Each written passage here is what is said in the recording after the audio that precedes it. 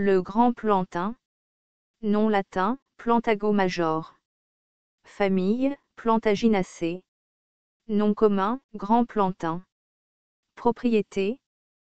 Considéré comme antidote, antipyrétique, astringente, diurétique, laxatif, désobstruant lymphatique, ophtalmique, gastrique, vermifuge.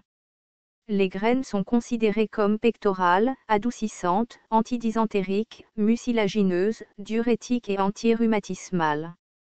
Parties utilisées. Graines, racines, feuilles. Distribution. En Europe, y compris la Grande-Bretagne, jusqu'en Asie du Nord et centrale. Botanique. Le grand plantain est une plante herbacée vivace dont les feuilles se trouvent dans une rosette près du sol. Les feuilles sont oblongues ou oblongo-ovales, de 5 à 10 cm de long, à bords entiers ou dentés, généralement à 5 nervures, et portées sur le pétiole souvent aussi long que les limbes des feuilles. Les fleurs sont généralement entassées sur des épis dressés et minces, de 6 à 12 cm de long. La corolle est petite et lisse, avec les lobes étalés ou réfléchis. Les sépales sont ciliés.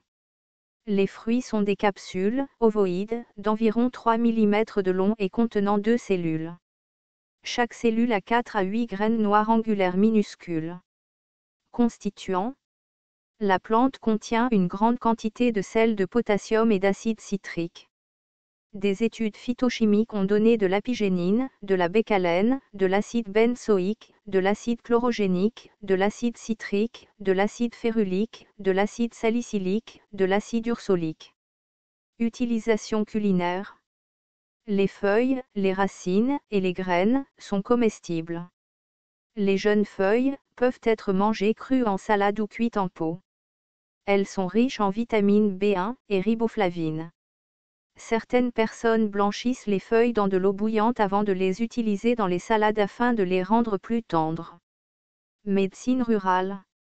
Une décoction de plantes est utilisée pour l'asthme. Une décoction de feuilles est utilisée comme émollient pour la toux sévère avec beaucoup de mucosité qui ne peuvent pas être expectorées en douceur. Une décoction concentrée de la plante entière ou de graines, avec de l'écorce de Morus alba est utilisée pour les insomnies, les urines sanglantes, la lithiase urinaire, l'œdème néphritique, l'œdème de Beriberi, l'hypertension, la bronchite. Pour les douleurs rougissantes et gonflantes de l'œil. Pour les furoncles, l'eczéma et diverses irritations cutanées, cataplasme de matière fraîche pilée. Pour l'inflammation des gencives ou gingivite, utilisez la décoction comme bain de bouche ou comme gargarisme. Irritation cutanée, appliquez la décoction sur la zone affectée. Les graines en poudre peuvent être mélangées avec de l'huile pour le traitement de la dermatite. Utilisé comme antidote et diurétique, également utilisé comme cataplasme pour les plaies, en particulier les ongles enflammés. Un extrait aqueux des graines est administré pour la coqueluche. Pour purifier le sang, les maux d'estomac et le paludisme, la plante entière est bouillie et la décoction est prise en interne comme diurétique pour les calculs dans la vessie. Une décoction de feuilles est utilisée comme antidysentérique et vulnérable, utilisée dans les brûlures, les contusions et les ulcères de la bouche. Les racines et les feuilles sont utilisées pour soulager la toux. Utilisé pour les maladies débilitantes chez les hommes et les femmes, favorise la sécrétion de sperme et favorise la fertilité. Utilisé pour nourrir le foie. La décoction de racines aurait provoqué une aversion naturelle pour le tabac, et est utilisée comme ingrédient dans les préparations anti-tabac.